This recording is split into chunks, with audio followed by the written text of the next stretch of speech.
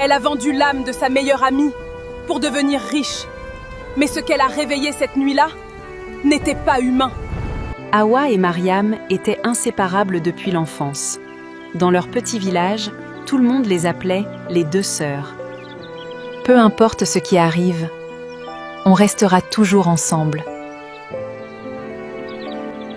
Toujours, et je te le promets. Mais Hawa en avait assez de la pauvreté. Une nuit, elle rencontra un vieil homme mystérieux. « Je peux te rendre riche, mais il te faudra offrir ce que tu as de plus précieux. » Qu'est-ce que vous voulez dire? Quoi? Hawa savait exactement quelle était sa possession la plus précieuse. Mariam. C'est juste une fois. Oh, après ça, ma vie changera. Hawa invita Mariam à la suivre dans la forêt, sous prétexte d'un secret. Pourquoi on vient ici la nuit? Quoi? Fais-moi confiance. Le rituel commença et Mariam comprit.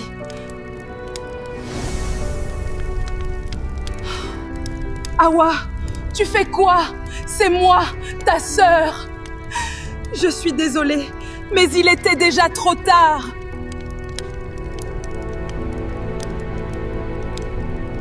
Le lendemain, Hawa était riche. Maison, argent, luxe. Mais chaque nuit... Pourquoi tu m'as trahi? Hawa. Mariam was coming back.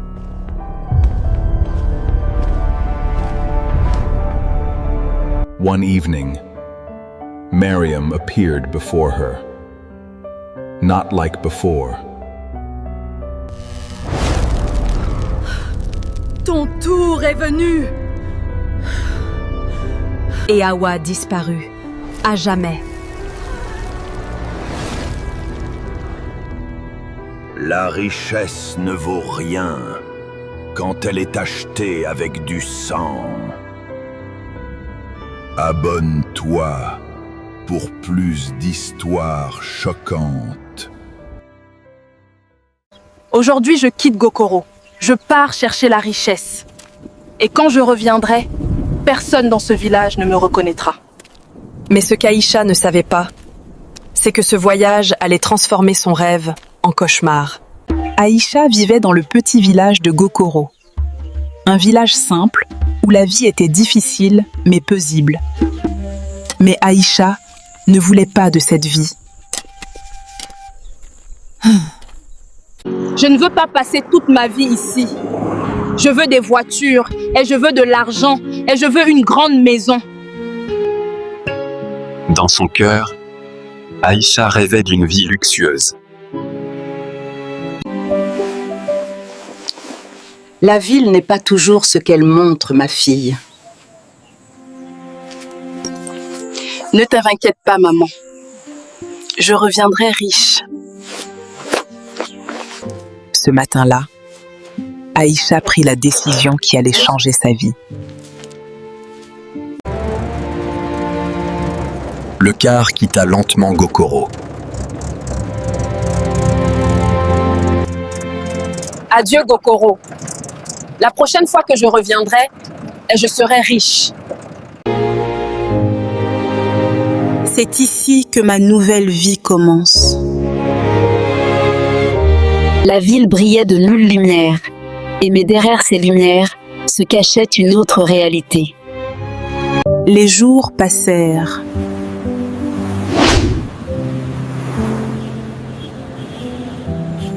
Mais la ville n'était pas aussi facile qu'elle l'imaginait.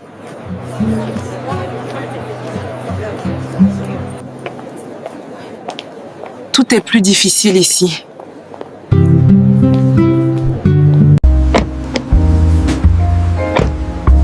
Une femme aussi belle ne devrait pas marcher seule.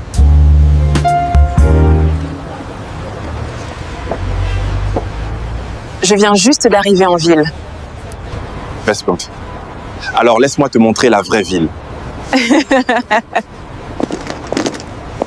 Très vite, la vie d'Aïcha changea.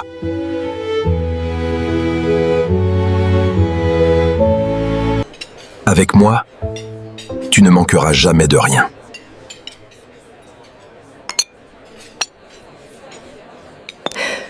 C'est exactement la vie que je voulais.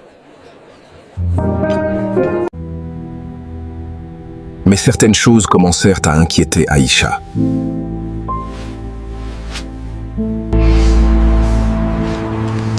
Le travail doit être fait ce soir. Karim, qu'est-ce que tu fais vraiment ça? Notre question. Ne pose pas de questions. Une pluie battante tombait dans la nuit et un homme trempé, épuisé, se tenait devant une porte, le visage marqué par la fatigue. La porte s'ouvrit lentement, laissant apparaître une lumière chaude dans l'obscurité, et une femme le regarda, d'abord surprise, puis froide, jusqu'à ce que son regard se transforme en dégoût. Dans une grande ville pleine de lumière, vivait un homme nommé Daniel.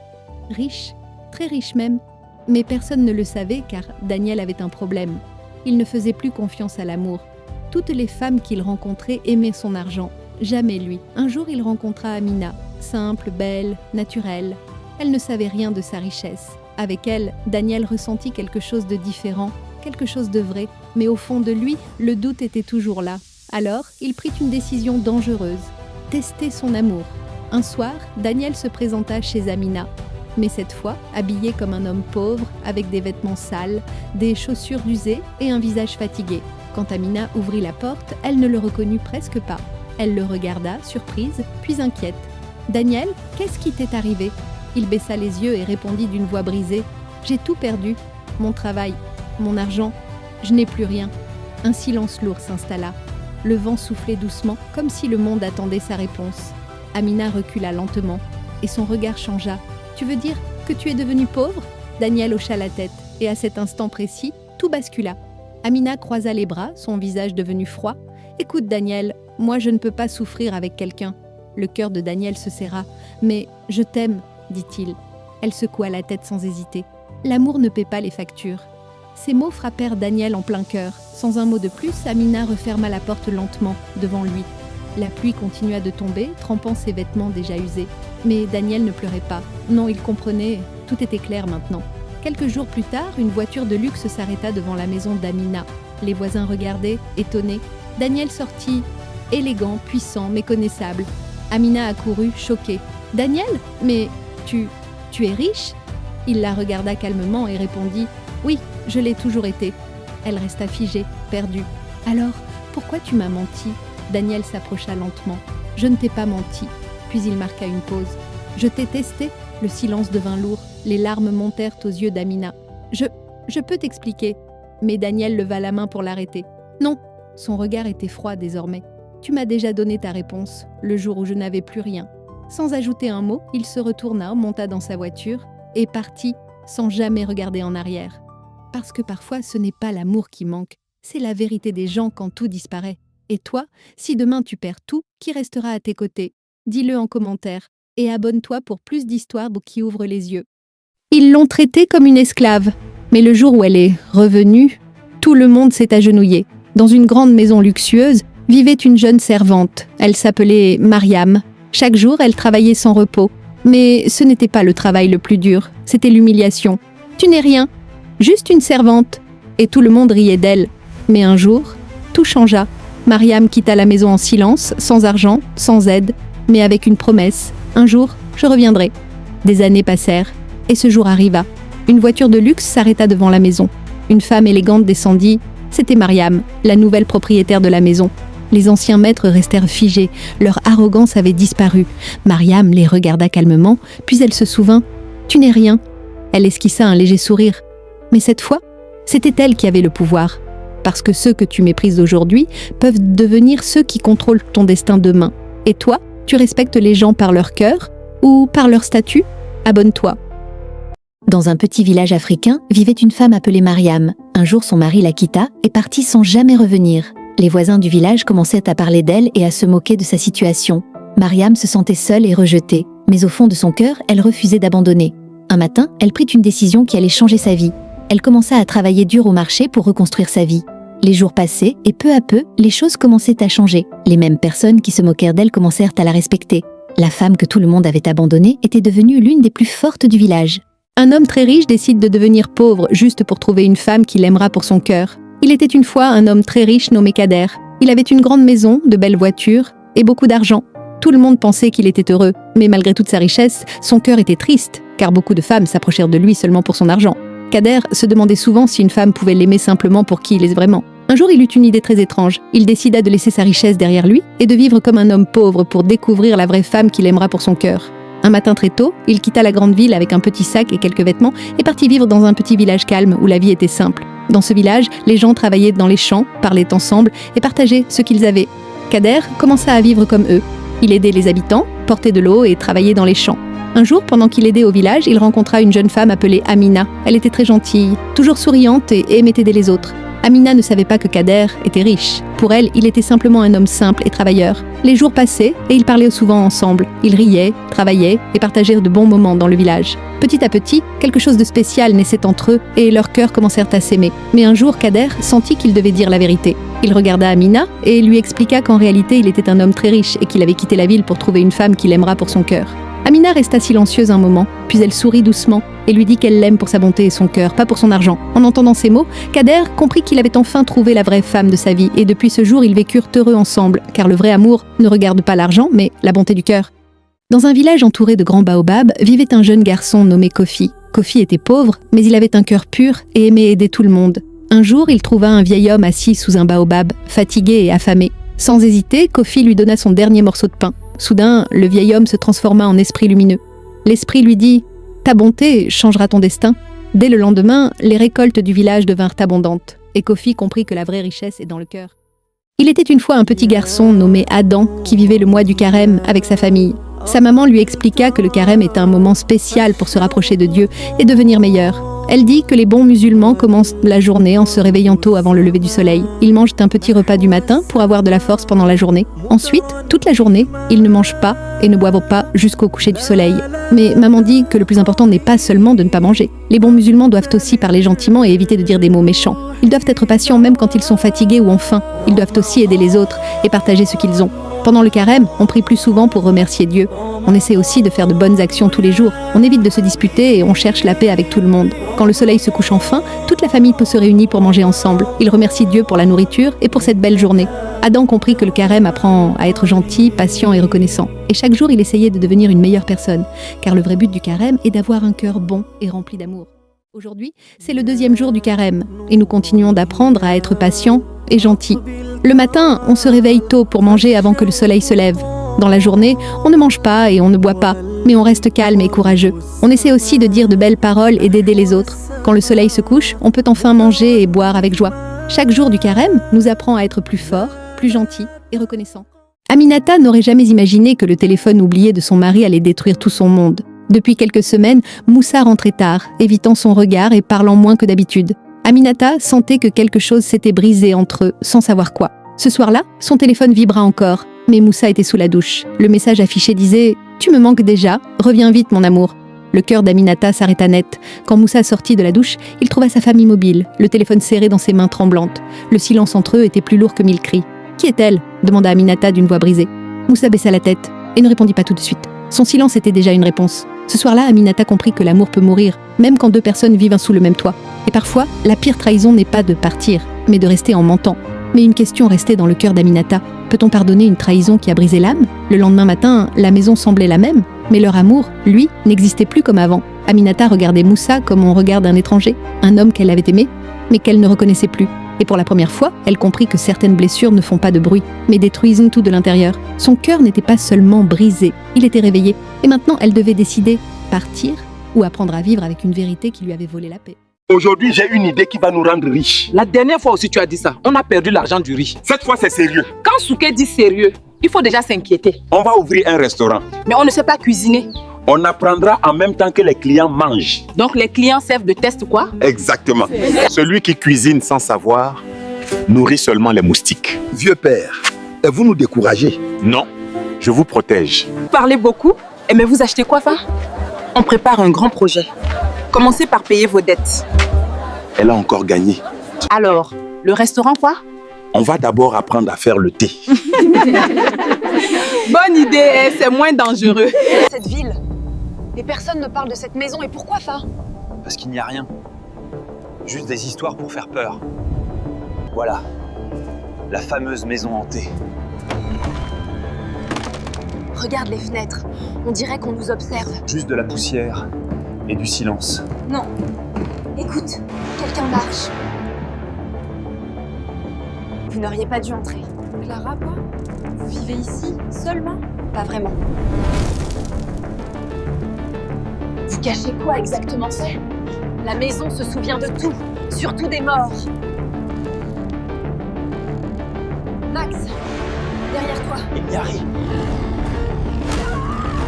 Maintenant, vous restez avec nous. Petit village africain au cœur de la savane, case ronde en terre battue, enfants jouant autour d'un feu, ambiance chaleureuse, coucher de soleil doré.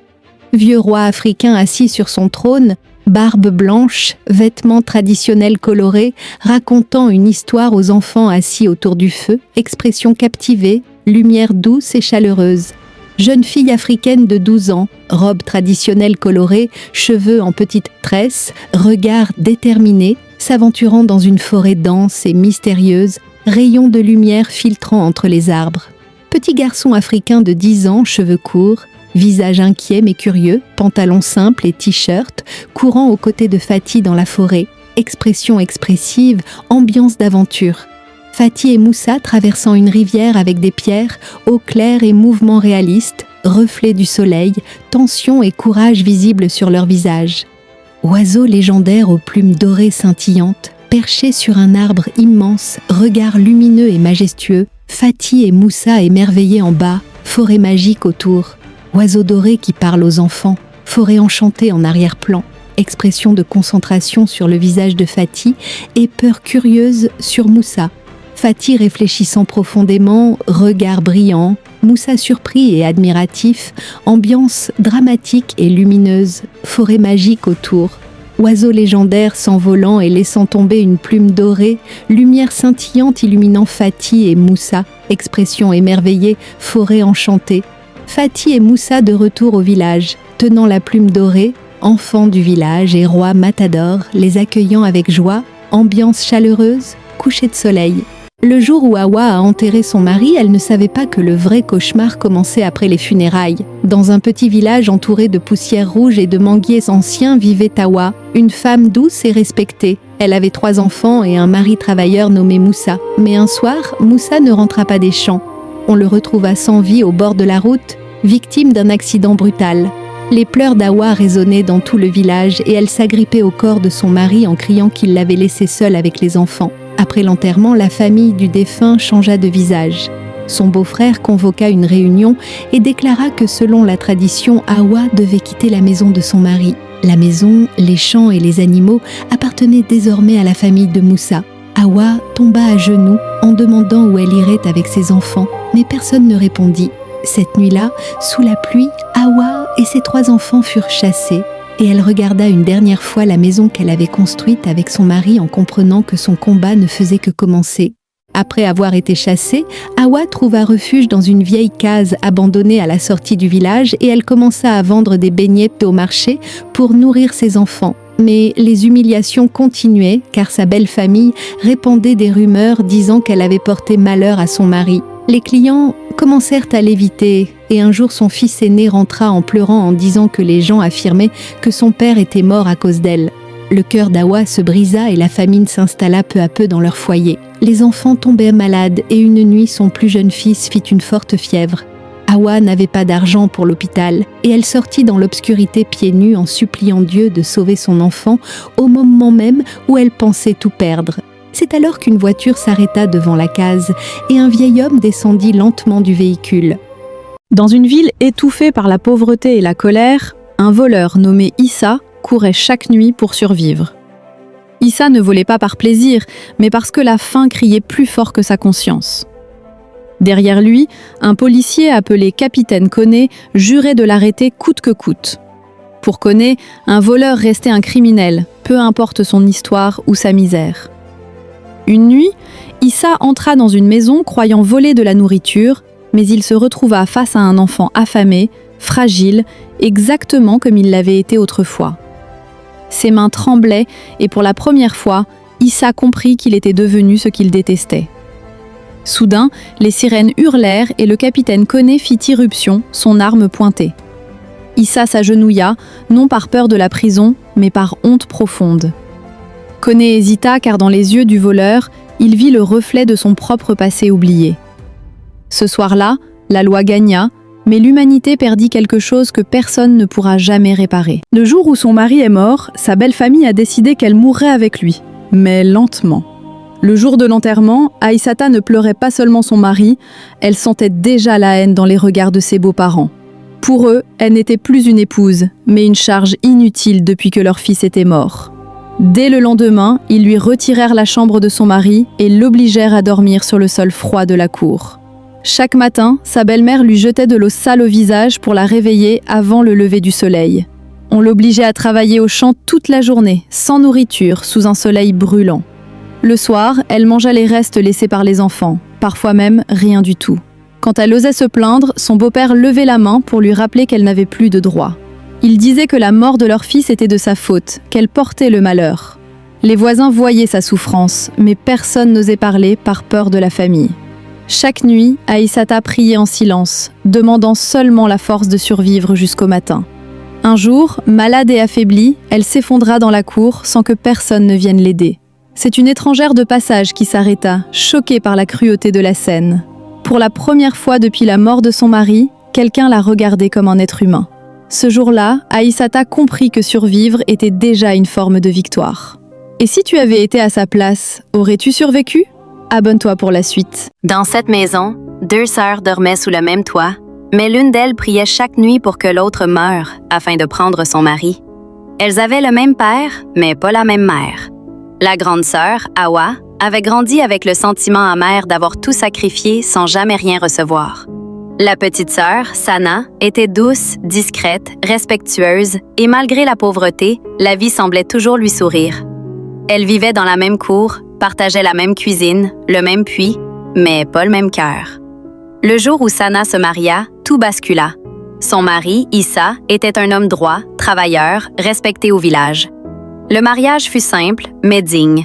Les tambours résonnaient encore qu'Awa, debout dans l'ombre, serrait les poings.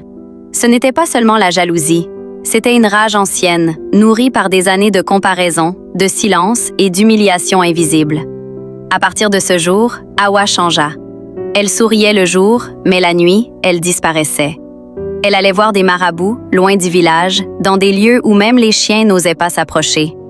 Elle offrait des poulets noirs, des tissus rouges, murmurait le nom de sa sœur dans des incantations interdites. Elle ne voulait pas seulement détruire le mariage. Elle voulait prendre la place de Sana. Elle voulait Issa, à n'importe quel prix. Peu après, Sana commença à faire des rêves terrifiants. Chaque nuit, elle voyait Awa, les yeux rouges, tenant un couteau, l'appelant par son prénom. Dans ses rêves, sa grande sœur l'étranglait, la poursuivait, riait pendant qu'elle saignait. Sana se réveillait en sueur, le cœur battant, convaincue que ce n'était pas de simples cauchemars. Dans la réalité aussi, les choses se dégradaient. Issa tomba malade sans raison. Les disputes s'installèrent dans le couple. L'argent disparaissait. La nourriture brûlait sans explication. Et toujours, Awa était là, trop présente, trop attentionnée, trop curieuse. Elle conseillait Sana de se reposer, de laisser son mari sortir seul, parfois même de dormir chez une tante. Un soir, Sana surprit une conversation. Awa parlait seule, croyant la cour vide. Elle répétait des paroles étranges, appelait des esprits, jurait que bientôt Issa serait à elle, même si Sana devait mourir. Le sang de Sana se glaça. Ce qu'elle voyait en rêve était réel. Terrifiée, Sana consulta une vieille femme sage du village voisin.